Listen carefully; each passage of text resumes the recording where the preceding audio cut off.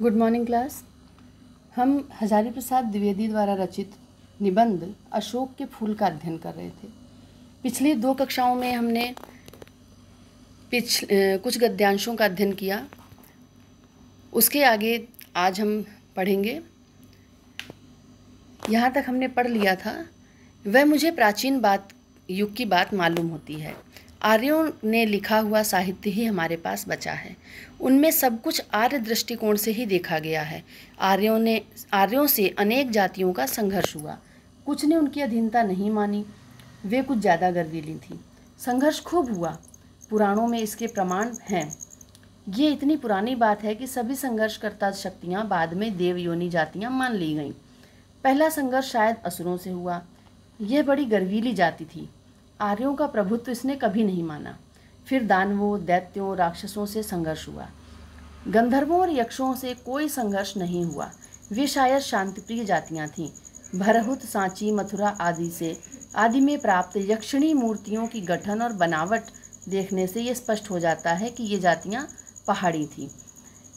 तो इन पंक्तियों में लेखक ने क्या बताया है कि आज हमारे पास आर्यों का लिखा हुआ केवल साहित्य है। बहुत ये मुझे प्राचीन युग की बात जैसी लगती है। और जो भी साहित्य हमारे पास मिला है हमें आर्यों का द्वारा लिखा हुआ, उसमें उन्होंने अपने पक्ष को मजबूत करके लिखा है, अपने दृष्टिकोण को ही केवल सामने रखा है, अपने बारे में बढ़ा चढ़ा कर लिखा है। और साथ में हमें ये भी देखने को मिलता है, इतिहास देखने पर ये समझ में आता है कि जो भी जातियाँ आर्यों से टकराईं, जिन्होंने उनकी अधीनता स्वीकार कर ली, वो शांत होकर निवास करने लगे, क्योंकि आर्य अपने आप को सर्वोपरि रखना चाहते थे। और जिन्होंने उनकी अधीनता नहीं मानी, जैसे कि दैत्य, दानव, ये गर्वीली जातियां मानी जाती थी, इन्होंने आर्यों का प्रभुत्व नहीं माना। उनके स्वामित्व को, उनके अधिकार में रहना जीना पसंद नहीं था इन्हें। ये अपना अलग साम्राज्य बनाना चाहते थे, इसलिए इनके साथ खूब युद्ध हुए। हिमालय का देश ही गंधर्व, यक्ष और अप्सराओं की निवास भूमि है। हिमालय का क्षेत्र क्या माना जाता है? अप्सराओं, यक्षों, गंधर्वों की निवास भूमि। इनका समाज संभवतः उच्च स्तर का था, जिसे आजकल के पंडित पुनालुअन सोसाइटी कहते हैं। शायद इससे भी अधिक आदिम, परंतु वे नाच गान में कुशल थे। यक्ष तो धनी भी थे। वे लोग वानरों और भालुओं की भांति कृषि पूर्व स्थिति में नहीं थे। सबसे पहले भालू और वानरों ने खेती करना आरंभ किया था, या फिर कहें कि मानव का जो आरंभिक रूप है वो वानर और भालू के रूप में जाना गया। राक्षसों और असुरों की भांति व्यापार वाणिज्य वाली स्थिति में भी नहीं। उस समय वाणिज्य और जो धन संपत्ति के मालिक सबसे अधिक वो कौन? राक्षस, असुर और यक्ष माने जाते थे। वे मणियों, रत्नों का संधान भी जानते, संधान खोजबीन, कि कहाँ कौन सा रत्न पाया जाता है, इसकी जानकारी उन्हें अच्छी थी। पृथ्वी के नीचे गड़ी हुई नदियों की जानकारी भी रखते थे। अनायास धनी हो जाते। अनायास का अर्थ है अचानक ही। संभवतः इसी कारण उनमें विलासिता की मात्रा अधिक थी। जब अपने बिना मेहनत के कुछ मिलने लगता है तो विलासिता आ ही जाती है। परवर्ती काल का अर्थ है बाद में, ये बहुत सुखी जाति मानी जाती थी। यक्ष और गंधर्व एक ही श्रेणी के थे, परंतु आर्थिक स्थिति में थोड़ी दोनों की भिन्न थी। किस प्रकार कंदर्प देवता को अपने गंधर्व सेना के साथ इंद्र का मुसाहिब बनना पड़ा, ये मनोरंजक कथा है। पर यहाँ वह सब पुरानी बातें क्यों रटी जाएं? लेखक क्या कहता है कि ये सब पुरानी बातें हो गईं, अब इनको हम क्यों रटें? मुसाहिब का अर्थ है दरबारी या आश्रित, उसके सहारे रहने वाला। लेकिन ये सब पुराने ज़माने की बातें हैं, इन्हें यहाँ पर करने से लेखक कहता है कि कोई मतलब नहीं निकलता, केवल मनोरंजन की कथाएं हो सकती हैं। ये प्रकृति का अर्थ है स्वभाव। ये है कि बहुत पुराने ज़माने में आर्य लोगों को अनेक जातियों से निपटना पड़ जाता था, जो गर्वीली थी, हार मानने को प्रस्तुत नहीं थी। परवर्ती साहित्य में उनका स्मरण घृणा के साथ किया गया। जो आर्यों से टकराएं, उन्हें बाद के साहित्य में जैसे आज राक्षसों का, असुरों का नाम लिया जाता है, तो एक जाति के रूप में नहीं जानते हैं हम उन्हें आज की पीढ़ी जो है वो घृणा के साथ उनका नाम लेती है। और जो आसानी से, जैसे यक्ष, कंदर्प, ये सब क्या हैं? आसानी से मित्र बन गई तो उनके प्रति अवज्ञा और उपेक्षा का भाव नहीं रहा मन में। जैसा हम पूर्वजों से सुनते आए वैसे ही हमारे मन में धारणा बनती गई। उसी प्रकार हमारी संस्कृति होती है, जैसी हमें पूर्वजों से मिलती जाती है वैसे ही हम स्वीकार करते हैं उसे। असुर, राक्षस, दानव, दैत्य पहली श्रेणी में रखे गए। जैसे श्रेणियाँ होती हैं, कैटेगरी होती हैं, वैसे ही बना दी गई कि फर्स्ट क्लास में किसे रखा गया, असुर, राक्षस, दानव, दैत्य आदि को। फिर उसके बाद दूसरी श्रेणी में कौन, यक्ष, गंधर्व, किन्नर, सिद्ध, विद्याधर, वानर, भालू आदि। परवर्ती हिंदू समाज इन सबको बड़ी अद्भुत शक्तियों का आश्रय मानता है, सब में बुद्धि देवता का पोषण करता है। अशोक वृक्ष इन्हीं गंधर्वों और यक्षों की देन है। प्राचीन साहित्य में इस वृक्ष की पूजा के उत्सवों का बड़ा सरस वर्णन मिलता है। असल पूजा अशोक की नहीं बल्कि उसके अधिष्ठाता, उसके जो देवता थे कंदर्प देवता की होती है। वृक्ष की पूजा नहीं, उस वृक्ष के जो पूज्य देवता थे, उस पर जो आराध्य देवता, उस पर निवास करने वाले देवता कंदर्प देवता। इसे मदनोत्सव कहते हैं। महाराजा भोज के सरस्वती कंठाभरण, महाराजा भोज संस्कृत के एक लेखक हुए हैं। सरस्वती कंठाभरण इन्होंने एक ग्रंथ लिखा है, सरस्वती कंठाभरण से ये जान पड़ता है, अर्थात ये समझ में आता है कि ये उत्सव त्रयोदशी के दिन होता था। मालविकाग्निमित्र ये भी संस्कृत का ग्रंथ है और रत्नावली में इस उत्सव का बड़ा सरस मनोहर वर्णन मिलता है। मैं जब अशोक के लाल स्तवकों को, स्तवकों मतलब फूलों के गुच्छों को देखता हूँ तो मुझे पुराना वातावरण प्रत्यक्ष दिखाई दे जाता है। राजघरानों में साधारणतया रानी ही अपने सुनुपुरों चरणों के आघात से, सुनुपुरों मतलब घुंघरू बंधे हुए पैरों की चोट से इस रहस्यमय वृक्ष को पुष्पित किया करती थी। कभी कभी पुष्पित किया मतलब ऐसा बताया गया है कहानियों में कि रानी जब नृत्य करती थी बांधकर तो उस अशोक के वृक्ष पर फूल खिलाते थे। पुष्पित करते मतलब उस पर फूल खिलाते थे। कभी कभी रानी अपने स्थान पर किसी सुंदरी को नियुक्त कर देती थी, जब वो खुद नहीं जाती थी तो किसी और सुंदरी को नियुक्त कर देती थी। कोमल हाथों में अशोक पल्लवों का कोमलतर गुच्छ आया। कोमल हाथों, रानी यहाँ पर स्त्रियों के लिए कहा गया कोमल हाथों में, और उससे भी कोमलतर गुच्छ। अलक्तक से रंजित, अलक्तक पैर में लगा हुआ जो आलता, उसे अलक्तक कहा गया। लाल रंग, पैरों में लगे हुए लाल रंग से भरे हुए नुपुरमय चरणों के मृदु आघात से अशोक का पाददेश, पाददेश मतलब उसके पैरों, जड़ उसकी आहत हुआ। नीचे हल्की रुंझुन, ऊपर लाल फूलों का उल्लास। किसलय, किसलय होता है कोमल पत्तियां, कोपलें, और कुसुम स्तवकों, फूलों के गुच्छों की मनोहर छाया के नीचे स्फटिक के आसन पर अपने प्रिय को बैठाकर सुंदरियां अबीर, कुमकुम, चंदन, पुष्प संभार से पहले, संभार का अर्थ है सुंदर दृश्य, इस प्रकार के सुंदर दृश्य से सुंदरतियां सबसे पहले काम देवता की पूजा करती थी। बाद में सुकुमार भंगिमा से पति के चरणों पर वसंत पुष्पों की अंजलि बिखेर देती थी। अंजलि दोनों हाथों में जो भरकर पुष्प अर्पण करना, इस प्रकार अंजलि कहा जाता है। उन हाथों को जब जोड़कर, दोनों हाथों को जोड़कर उसमें भरते हैं कुछ, तो उसको अंजलि कहा जाता है। मैं सचमुच इस उत्सव को मादक मानता हूँ। मादक अर्थात ये सबको एक तरह से मदमस्त करने वाला, नशे में करने वाला। अशोक के स्तवकों में वह मादकता आज भी है। पर पूछता कौन है, इन फूलों के साथ क्या मामूली स्मृति, क्या छोटी सी यादें जुड़ी हैं केवल। भारतवर्ष का सुवर्ण युग इस पुष्प के प्रत्येक दल में लहरा रहा है। लेखक कहता है ये कोई मामूली स्मृतियां नहीं है। भारत का स्वर्णिम युग जो भारतवर्ष में कभी लहराया करता था जो समय, वो इन पुष्पों के साथ जुड़ा हुआ है। लेकिन संसार का काम है अपने मतलब की बात याद रखना। तो लेखक ने यहाँ पर वही कहा है, दुनिया बड़ी भुलक्कड़ है। मोस्ट इम्पॉर्टेंट पैराग्राफ है ये। दुनिया बड़ी भुलक्कड़ है, केवल उतना ही याद रखती है जिससे उसका स्वार्थ सदता है। ये संसार हर चीज़ भूल जाता है, केवल अपने मतलब की बातें। ये संसार में केवल वही बातें याद रखी जाती हैं जिसमें उनका स्वार्थ सिद्ध होता है। बाकी को फेंक कर आगे बढ़ जाती, जो इसके मतलब की नहीं है। इस संसार में लोगों के मतलब की जो बात या जो वस्तु, जो व्यक्ति नहीं है, उसे हटाकर वो आगे बढ़ जाता है। किसी नदी की धारा की तरह, जैसे नदी की धारा में जो भी अपसामग्री आती है उसे वो धारा किनारे फेंकती है और अपना रास्ता आगे बढ़ाती हुई चली जाती है। शायद अशोक से उसका स्वार्थ नहीं सधा। यही शायद हुआ कि इस देश के निवासियों या इस संसार के लोगों का अशोक से स्वार्थ सिद्ध नहीं हुआ। क्यों उसे याद रखते फिर? सारा संसार स्वार्थ का अखाड़ा ही तो है। संसार क्या है? केवल स्वार्थ का अखाड़ा। अपने स्वार्थ के लिए लोग याद रखते हैं, इसीलिए अशोक को भी भुला दिया गया। अशोक का वृक्ष जितना भी मनोहर हो, रहस्यमय हो, अलंकारमय हो, परंतु वह उस विशाल सामंत सभ्यता की परिष्कृत रुचि का प्रतीक। सामंत सभ्यता जो उस समय मंत्री अधिकारी की सभ्यता थी, उनकी परिष्कृत मतलब शुद्ध की हुई रुचि का प्रतीक, जो साधारण प्रजा के परिश्रमों पर पली थी। मंत्री हों या अधिकारी हों या राजा हों, खुद से नहीं, वो बल्कि प्रजा के परिश्रम पर चलते हैं, प्रजा के परिश्रम पर राज करते हैं। उसके रक्त से संसार कणों को खाकर बड़ी हुई थी। लाखों करोड़ों की उपेक्षा से जो समृद्धि हुई थी, वे सामंत उखड़ गए, समाज ढह गए, मदनोत्सव की धूम मिट गई। धीरे धीरे क्या हुआ? सामंत व्यवस्था चली गई, जो सामंती प्रथा थी चली गई, समाज भी ढह गए, मदनोत्सव, धीरे धीरे सब कुछ समाप्त होता गया। संतान कामिनियों को गंधर्वों से अधिक शक्तिशाली देवताओं का वरदान मिलने लगा।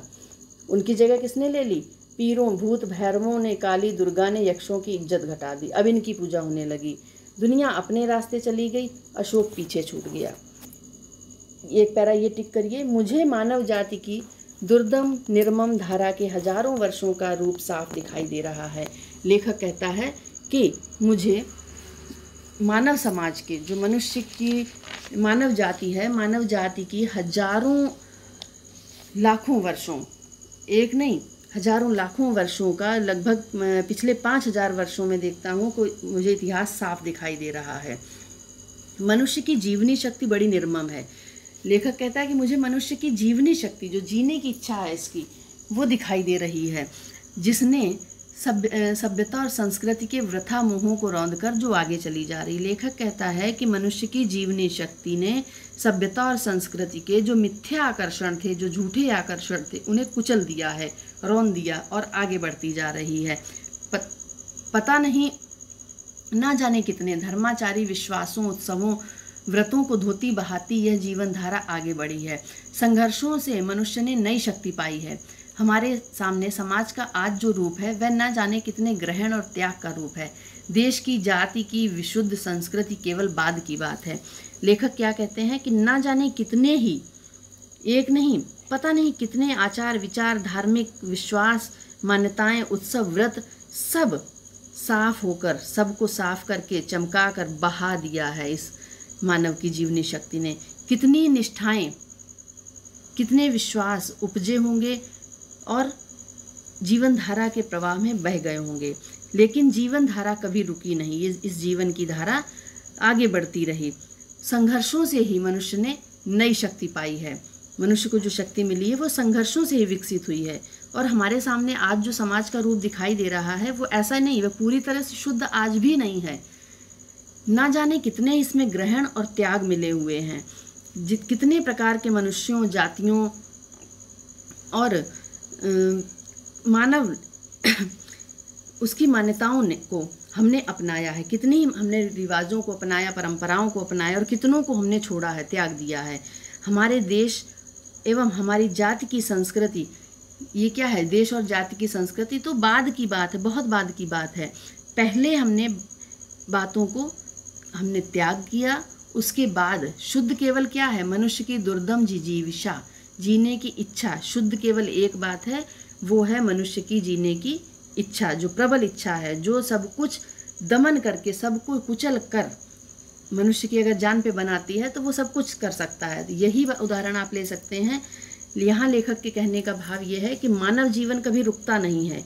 हमारा विकास पारस्परिक मेल जोल से ही हुआ है। यहाँ सब कुछ अविशुद्ध हो गया और शुद्ध केवल बचा मानव की जीवनी शक्ति। सभ्यता और संस्कृति का मोह क्षण भर बाधा करता है। अगर हम सभ्यता और संस्कृति को अपने जीवन में देखते हैं तो जहाँ हमारे योग्य ये नहीं है, वहाँ केवल क्षण भर के लिए ये बाधा उत्पन्न कर सकता है। लेकिन थोड़ी देर बाद मनुष्य क्या करता है? आपको ही कोई बात अगर कही जाती है और आपके वो फ़ायदे की नहीं है, तो थोड़ी देर में ही आप उस नियम में परिवर्तन कर लेंगे कि ऐसा नहीं, चलो ऐसा हो सकता है। धर्माचार का संस्कार थोड़ी देर इस धारा से टक्कर लेता है, पर इस दुर्दम धारा में सब कुछ बह जाता है। जितना कुछ इस जीवनी शक्ति को समर्थ बनाता है, उतना उसका अंग बन जाता है, बाकी सब फेंक दिया जाता है। धन्य हो महाकाल, तुमने कितनी बार मदन देवता का गर्व खंडन किया, धर्मराज के कारागार में क्रांति मचाई, यमराज के निर्दय तारल्य को भी पी लिया। निर्दय तारल्य मतलब तरलता। विधाता के सर्वकृतत्व के अभिमान को चूर्ण किया, कि ईश्वर को जो अभिमान था कि वो सब कुछ कर सकता है, सर्वकृतत्व सब कुछ करने वाला, उस अभिमान को भी चूर्ण कर दिया। आज हमारे भीतर जो मोह है, संस्कृति कला के नाम पर जो आसक्ति है, धर्माचार और सत्यनिष्ठा के नाम पर जो जड़िमा है, उसमें का कितना भाग तुम्हारे कुंठ नृत्य से ध्वस्त हो जाएगा, कौन जानता है। लेखक कहता है कि आज जो ये है, हम कौन जानता है कि आगे चलकर ये ऐसा ही रहेगा, ये नष्ट नहीं हो जाएगा। मनुष्य की जीवन धारा फिर भी अपनी मस्तानी चाल से चली जाएगी। आज अशोक के पुष्प स्तवकों को देखकर मेरा मन उदास हो गया। कल ना जाने किस वस्तु को देखकर किस सहृदय के हृदय में उदासी की रेखा खेल उठेगी।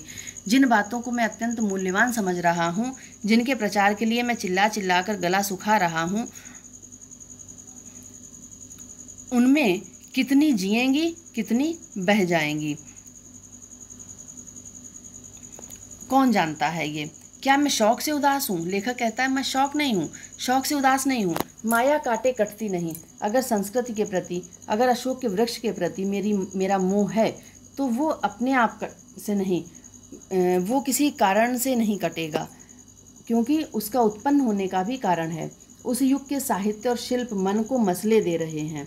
अशोक के फूल ही नहीं, किसलयों को भी मदमत्त करने वाला बताया था। अवश्य ही शर्त ये थी कि वह दयिता के कानों में झूम रहा, दयिता अर्थात प्रिया। किसलय प्रसवो अपि विलासिनाम मदयिता दयिता श्रवण अर्पिता।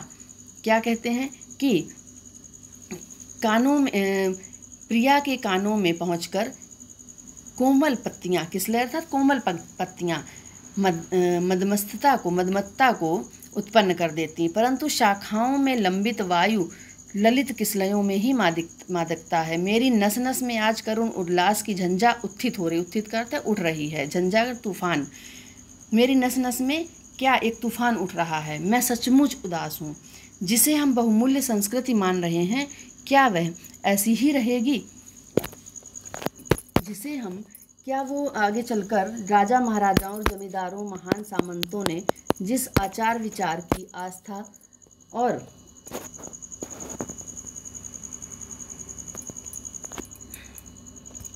जो मादक रूप दिया था, वह लुप्त हो गई। धर्माचार्यों ने जिस ज्ञान और वैराग्य को इतना महाअर्घ समझा, वह क्या हुआ? वो भी तो मध्ययुग के मुसलमान रईसों ने, जिसे यहाँ पर लेखक क्या बताना चाहता है कि कुछ भी, ना तो राजा महाराजाओं की प्रथा रही, ना जमींदारों की, ना सामंतों की। जब कुछ नहीं रहा तो हमारा जीवन भी कहीं ना कहीं, कभी ना कभी जाकर परिवर्तित हो जाएगा, समाप्त हो जाएगा।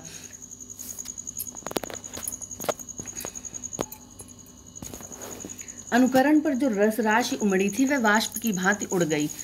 क्या कहते हैं लेखक कि बाद में, पहले जो युग था राजा महाराजाओं का, प्राचीन काल में, आदिकाल में, उसके बाद क्या हुआ? मध्य युग में मुसलमानों की रईस प्रवृत्ति की जो रस राशि उमड़ कर सामने आई, वो भी काल के प्रभाव में भाप बनकर कब उड़ गई, वाष्प की भांति भाप बनकर कब उड़ गई, पता नहीं चला। क्या वह मध्य युग के कंकाल में लिखा हुआ व्यावसायिक युग का कमल ऐसा ही बना रहेगा? लेखक कहते हैं कि मध्य युग के कंकाल की छाती पर जो आधुनिक व्यावसायिक कमल खिला है, क्या वो ऐसा रहेगा? नहीं। जब कुछ नहीं रहा तो ये कैसे रहेगा? महाकाल के प्रत्येक पदाघात में धरती धसकेगी। महाकाल के प्रत्येक बेडौल पद के प्रहार से धरती पाताल के गर्त में समा जाएगी, और उस काल के बुरे नृत्य की स्वेच्छा से संचालित गति कुछ ना कुछ, कुंठ नृत्य का अर्थ है कि बुरे नृत्य से स्वेच्छा से संचालित कुछ ना कुछ ये लपेट कर जरूर ले जाएगी। इसके बाद एक फिर क्या होगा? सब बदलेगा, सब विकृत होगा, सब नवीन होगा। जब कुछ बिगड़ेगा, जब सब कुछ बिगड़ जाएगा, जब प्रलय आएगी, समाप्त हो जाएगा, फिर से नई सृष्टि की रचना होगी। बनने के लिए बिगड़ना जरूरी है। भगवान बुद्ध ने मार विजय के बाद वैरागियों की पलटन खड़ी की थी। मार विजय अर्थात कामदेव को, मार कामदेव का पर्याय है। कामदेव को जीतने के बाद पूरी वैरागियों की पलटन खड़ी कर दी, अर्थात जितने उनके अनुयायी थे वो वैरागी हो गए। असल में मार मदन का ही नामांतर है। मदन का अर्थ है कामदेव, कामदेव का ही पर्याय है।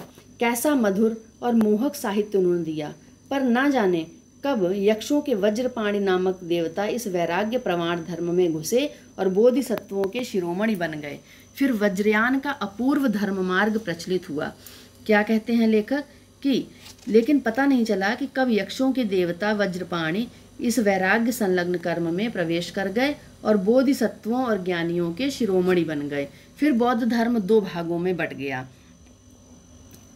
त्रिरत्नों में मदन देवता ने आसन पाया। अजीब आंधी थी।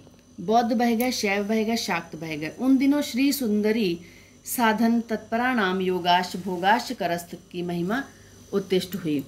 क्या हुआ उन दिनों कि लोगों ने श्री सुंदरी के साधनों में लगे हुए लोगों के लिए योग और भोग हथेली पर रखे थे। मतलब भोग, योग, योगाश भोगाश करस्थ एव, करस्थ करते हाथ पर, हथेली पर। जो श्री सुंदरी की साधना में लगे थे, योग और भोग दोनों को हाथ में लेकर वो चले। काव्य और शिल्प के मोहक अशोक ने अविचार में सहायता दी। मैं अचरज से उस योग और भोग की मिलन लीला को देख रहा हूँ।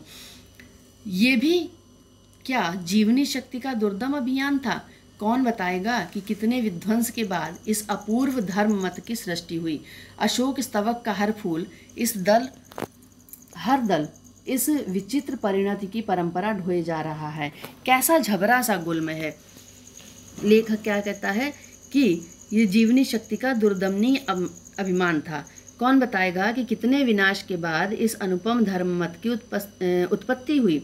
अशोक के पुष्पों का गुच्छा, प्रत्येक फूल तथा प्रत्येक पत्ता अनोखे परिवर्तन के उपरांत होने वाली एक नई सृष्टि के रूप की परंपरा को वहन कर रहा है, ढो रहा है। ये अशोक का कैसा बौना और झबरा सा वृक्ष है। मगर उदास होना बेकार है। लेखक कहता है कि उदास होना भी बेकार है। अशोक आज भी उसी मौज में है जिससे मैं आज से 2000 वर्ष पहले था। कहीं भी कुछ भी तो नहीं बिगड़ा है, कुछ भी नहीं बदला है। बदली है मनुष्य की मनोवृत्ति। लेखक अंत में क्या कहने लगे कि कुछ भी सोचकर, अशोक के बारे में सोचकर मेरा उदास होना बेकार है, क्योंकि अशोक को जब कोई प्रभाव नहीं पड़ता वो आज भी प्रसन्न है। जैसा कि 2000 वर्ष पहले दिखाई देता था, वैसा ही आज भी दिख रहा है। केवल कुछ नहीं बदला, मनुष्य की सोच बदली है, मनोदशा बदली है। यदि बदले बिना आगे बढ़ सकती तो शायद वो भी नहीं बदलती। अगर मनुष्य अपनी सोच को बदले बिना आगे बढ़ सकता, उन्नति कर सकता, तो वो भी नहीं बदलता। और व्यावसायिक संघर्ष आरंभ हो जाता, तो व्यवसाय विषयक जो व्यवसाय पर संबंधी झगड़े हैं वो शुरू हो जाते। मशीन का रथ घर घर चल पड़ता। घर घर मशीन की आवाज़ का शब्द है यहाँ पर। मशीनों की घरघराहट चल पड़ती। विज्ञान का सावेग धावन चल निकलता तो बड़ा बुरा होता। लेखक क्या कहता है कि विज्ञान का जो रथ है वो तेज गति से आगे बढ़ता जाता, तो इस संकट में हम सब पिस जाते, कुचल जाते, बहुत बुरा होता। अच्छा ही हुआ जो बदल गई। पूरी कहाँ बदली है, पर बदली है। प्रश्नवाचक लगे हैं। लेखक कहता पूरी कहाँ बदली है, फिर कहता पर बदली है, पर बदल तो रही है। अशोक का फूल उसी मस्ती में हंस रहा है। पुराने चित्त से इसको देखने वाला उदास होता तो अपने को पंडित समझता है। पंडिताई भी एक बोझ है। लेखक स्वयं अब खुद कहने लगे, देखिए पंडिताई भी एक बोझ है, जो अधिक ज्ञान या अल्प ज्ञान दोनों ही नुकसानदायक हैं। जितनी तेज उतनी ही तेजी से डुबाती है जितनी भारी होती पंडिताई, अर्थात जितना ये पंडिताऊपन बढ़ जाता है, जितना ज्ञान बढ़ जाता है, वो उतनी तेजी से व्यक्ति को डुबाने भी लगता है अगर उसका सही प्रयोग नहीं करते हैं। जब वह जीवन का अंग बन जाती है तो सहज हो जाती है। किसी भी नियम को जब हम बहुत एक तरह से उसे हम ढोने लगते हैं जब, तो वो हमें डुबाने लगती है। जब उसे हम जीवन का अंग बना लेते हैं तब वो बोझ नहीं लगती, तब हमारे साथ वो आसानी से चलती जाती है। वह उस अवस्था में उदास भी नहीं करती। कहाँ, अशोक का तो कुछ भी नहीं बिगड़ा, कितनी मस्ती में झूम रहा है। कालिदास इसका रस ले सके थे अपने ढंग से, मैं भी ले सकता हूँ अपने ढंग से। उदास होना बेकार है। तो लेखक ने क्या कहा यहाँ पर, सही जो तथ्य था क्या था कि मानव की जो मनोवृत्ति है वही उसके दुख का कारण होती है। लेखक जब ये सोचता है कि अशोक का वृक्ष लुप्त हो रहा है, अशोक का अपमान हो, तो दुखी होता है। जब वो सोचता है कि नहीं नहीं ठीक है चल रहा, तो जैसा हम सोचते हैं वही हमारे दुख या सुख का कारण होता है। तो यहाँ से ये पाठ समाप्त हुआ। इसके बाद हमें इस पाठ के महत्वपूर्ण गद्यांशों की व्याख्या करनी है। धन्यवाद।